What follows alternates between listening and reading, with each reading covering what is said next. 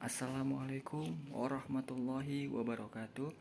Alhamdulillahirobbilalamin.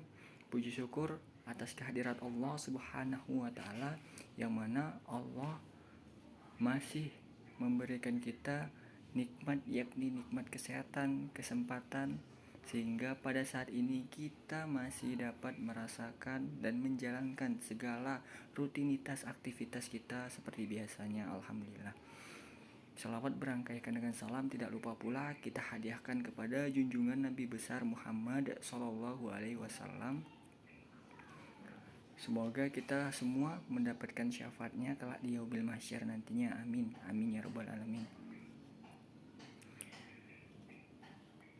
Apa kabar Bapak Ibu semuanya dan teman-teman semuanya? Baik semuakah? Semoga semuanya dalam keadaan baik dan sehat seperti biasanya, dan semangat dalam menjalankan rutinitas aktivitasnya seperti biasa. Semangat. Oke, perkenalkan, kami dari kelompok 2, yang mana kami merupakan mahasiswa Prodi Teknik Elektro Universitas Pancabudi Medan,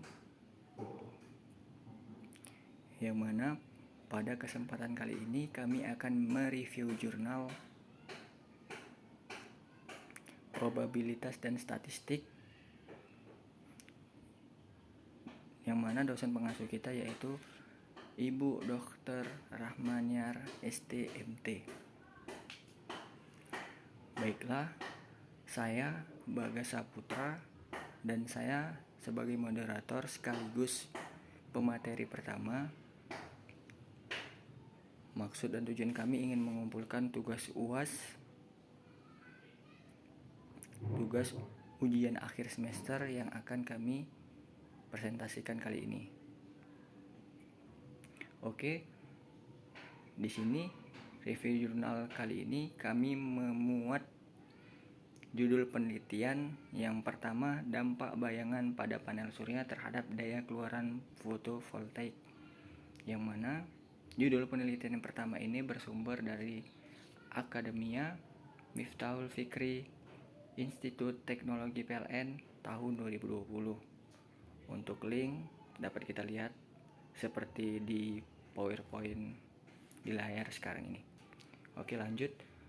Untuk judul penelitian kedua itu ada perancangan pembangkit listrik tenaga surya di Pulau Saudi, bersumber dari jurnal Hasnawiyah Hasan Universitas Hasanuddin tahun 2012. Oke, untuk materi pertama itu ada variabel bebas dan terikat. Dari judul pertama yaitu dampak bayangan pada panel surya terhadap daya keluaran fotovoltaik. Yang pertama, variabel bebas. Variabel bebas dari judul tersebut yang mana yang telah kita tandakan dalam warna biru pada layar PPT, yang mana variabel bebasnya yaitu bayangan pada panel surya. Apa itu bayangan pada panel surya yang menghambat? Yang pertama itu ada bayangan pepohonan, yang kedua bayangan bangunan, dan yang ketiga bayangan awan. Bayangan pepohonan, bangunan, dan juga awan merupakan hal yang menghambat paparan sinar yang menuju panel surya sehingga menurunkan performance energi yang akan dihasilkan oleh panel surya. Variabel bebas. Efek bayangan yang terjadi secara alami dikarenakan bergeraknya matahari sehingga pancarannya terkena pepohonan dan bangunan sebelum sampai ke permukaan panel surya. Tentunya mempengaruhi terhadap daya keluaran yang dihasilkan pada PLTS. Penelitian ini menggunakan fotovoltaik jenis polikristalin dengan data pengamatan dilakukan di lingkungan kampus Institut Teknologi PLN. Dari hasil penelitian yang dilakukan, didapatkan bahwa daya 51,75 watt terjadi pada pukul 11.30 WIB. Namun, saat diperhitungkan secara data real, daya keluarannya diperoleh sebesar 29,49 watt pada daya puncaknya. Itu berarti efek bayangan yang terjadi sebesar 84,217% pada pukul 12.30 WIB. Berdasarkan hal tersebut dapat dikatakan terjadi penurunan daya sebesar 43.582 watt, sedangkan saat menggunakan perhitungan daya keluaran secara data real terjadi penurunan sebanyak 25,155 watt dengan besar efek bayangan sebesar 85,311%.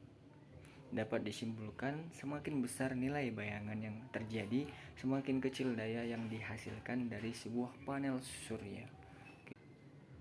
Dari judul pertama, dampak bayangan pada panel surya terhadap daya keluaran fotovoltaik, terdapat variabel terikat yang mana telah ditandakan dengan garis berwarna biru, yang mana variabel terikatnya yaitu daya keluaran fotovoltaik.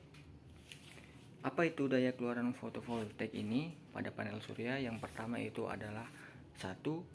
Lampu, dan kedua pompa air sebagai irigasi, dan yang ketiga listrik di tempat umum seperti itu tempat ibadah dan instansi pemerintah. Variabel terikat.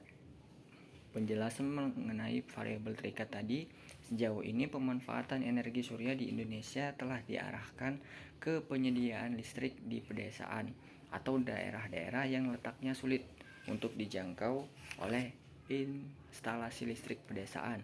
Umumnya instalasi PLTS banyak dimanfaatkan pada sektor-sektor berikut ini. Yang pertama itu di masjid-masjid atau rumah peribadatan. Yang kedua ada puskesmas atau pelayanan kesehatan di desa-desa, dan yang ketiga itu ada instansi pemerintah, utamanya kantor pelayanan umum pemerintah, dan yang keempat lampu-lampu penerangan listrik di jalan, yang kelima pompa-pompa air untuk pengairan irigasi atau sumber air minum, dan yang kelima itu ada solar home system untuk penerangan di rumah-rumah. Mungkin itu saja yang dapat saya sampaikan untuk mengenai presentasi selanjutnya akan dijelaskan oleh pemateri kedua, yaitu teman kita Surya Ramadan. Kepada Surya Ramadan, waktu dan tempat kami persilahkan. Terima kasih. Warahmatullahi wabarakatuh. Saya Surya Ramadan ingin mempresentasikan tentang hipotesis penelitian lanjutan dari Bang Bagas Saputra. Hipotesis penelitian dari penjabaran di atas, perkembangan teknologi PF semakin pesat. Walaupun harga investasi awalnya relatif mahal, disebabkan bahannya masih didatangkan dari luar negeri. Pada awalnya tenaga surya hanya diaplikasikan di daerah perdesaan atau daerah terpencil yang sulit dijangkau oleh instalasi PLN. Namun pada saat ini telah berkembang sampai daerah perkotaan di mana telah banyak perumahan dan perkantoran menggunakan solar panel dalam rangka mengimplementasikan penghematan energi. Dahulu solar panel juga memakainya terbatas hanya pada penerangan PJU dan pompa air. Ternyata saat ini perkembangannya sangat pesat sampai pada perangkat sinyal kereta api, pemanas untuk penggerak turbin, dan juga digunakan sumber tenaga perangkat satelit. Perancangan teknologi PF. Langkah-langkah perancangan teknologi PF adalah sebagai berikut. 1. Mencari total beban pemakaian per hari. Rumus yang digunakan adalah sebagai berikut. Beban pemakaian buka kurung WH tutup kurung sama dengan daya kali lama pemakaian. 2. Menentukan ukuran kapasitas modul surya yang sesuai dengan beban pemakaian. Rumus yang digunakan adalah kapasitas modul surya sama dengan total beban pemakaian harian dibagi isolasi surya harian. Isolasi solar harian adalah ketersediaan energi surya rata-rata di Indonesia adalah sekitar 4,8 kWh meter persegi. 3. Menentukan kapasitas baterai atau aki. Rumus yang digunakan adalah kapasitas baterai atau buka kurung AH tutup kurung sama dengan total kebutuhan energi harian dibagi tegangan sistem. Demikian presentasi dari saya. Saya ucapkan terima kasih kepada Ibu dan Bapak yang melihat video presentasi saya. Assalamualaikum warahmatullahi wabarakatuh. Baik, assalamualaikum warahmatullahi wabarakatuh. Saya Ezra Maulana. Di sini saya akan melanjutkan presentasi dari Bang Surya Ramadan. Sini kita lanjut ke contohnya, yaitu instalasi pembangkit listrik dengan tenaga surya untuk penerangan lampu, TV 21 inci dan komputer. Yaitu membutuhkan pemakaian daya. Yang pertama, kita hitung penerangan rumah dengan 20 buah lampu CFL dengan daya 15 watt dengan pemakaian 4 jam sehari, yaitu kita membutuhkan 1200 watt hour. Yang kedua, televisi 21 inci dengan daya 100 watt dengan pemakaian 5 jam sehari, kita membutuhkan 500 watt hour. Yang ketiga, komputer dengan daya 150 watt dengan pemakaian 6 jam sehari, kita membutuhkan 900 watt hour. Jadi total kebutuhan daya sama dengan 2600 watt hour. Kita lanjut, kita masuk ke sampel penelitian, yaitu jumlah panel surya yang dibutuhkan. Jadi satu panel kita hitung 1000 watt. Jadi untuk kebutuhan panel surya sama dengan 2600 dibagi 1000. Jadi kurang lebih kita membutuhkan 3 panel surya. Kita masuk ke teknik sampling. Teknik sampling adalah sistematik sampling karena dilakukan sesuai dengan nomor urut yang telah diberikan kepada elemen atau anggota populasi. Selanjutnya kita masuk ke rumus kebutuhan baterai. Di sini kita akan menghitung bagaimana jikalau kita 3 hari tanpa sinar matahari dan kita akan membutuhkan baterai. Di sini kita akan menghitung, yaitu jumlah kebutuhan baterai sama dengan 12 volt dengan masing-masing dayanya 100 ampere hour. Jadi kebutuhan baterai minimum kita yaitu baterai hanya digunakan 50% untuk pemenuhan kebutuhan listrik. Dengan demikian kebutuhan daya kita kalikan 2 kali lipat, yaitu 2600 dikali 2 sama dengan 5200 watt hour sama dengan 5200 dibagi 12 volt dibagi 100 ampere sama dengan 4 baterai dengan daya 100 ampere hour. Kita lanjut di kebutuhan baterai dengan pertimbangan dapat melayani kebutuhan 3 hari tanpa sinar matahari. Itu kita dapat 2600 dikali 3 dan dikali 3 hari, terus dikali 2 untuk pemakaian 50%. Kita dapat 15.600 watt hour.